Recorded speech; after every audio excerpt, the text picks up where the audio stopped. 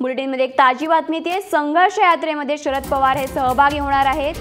4 तारखेला संघर्ष यात्रेच्या समारोप सभेत शरद पवार सहभागी होणार आहेत। पनवेलला या संघर्ष यात्रेचा समारोप होणार आहे आणि या समारोप सभेला शरद पवार उपस्थित राहतील।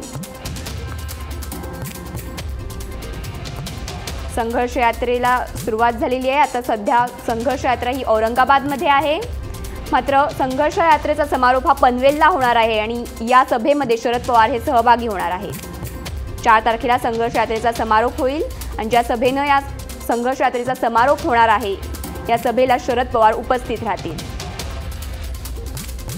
विरोधकांनी शेतकऱ्यांच्या कर्जमाफीसाठी संघर्ष यात्रेला सुरुवात केलेली आहे। औरंगाबादमध्ये सध्या ही संघर्ष यात्रा येऊन पोहोचलेली आहे आणि पनवेलला हिचा समारोप होणार आहे। या प्रकरणी अधिक माहिती देण्यासाठी आपले रिपोर्टर अमेय पाठक आपल्यासोबत आहेत। अमेय, संघर्ष यात्रेत आता पनवेलला शरद पवार हे सहभागी होणार आहेत, काय अधिक माहिती देशील?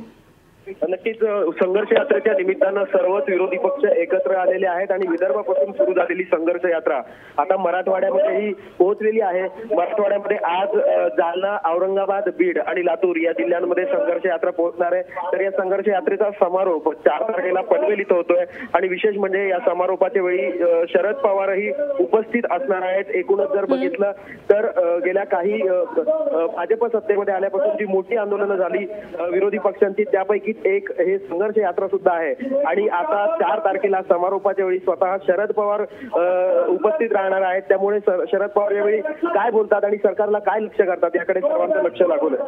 अगदी बरोबर आहे अमेय, शरद पवार 4 तारखेला काय बोलणार याकडे सगळ्यांचंच लक्ष लागून राहिलेलं असेल। धन्यवाद अमेय दिलेल्या माहितीबद्दल।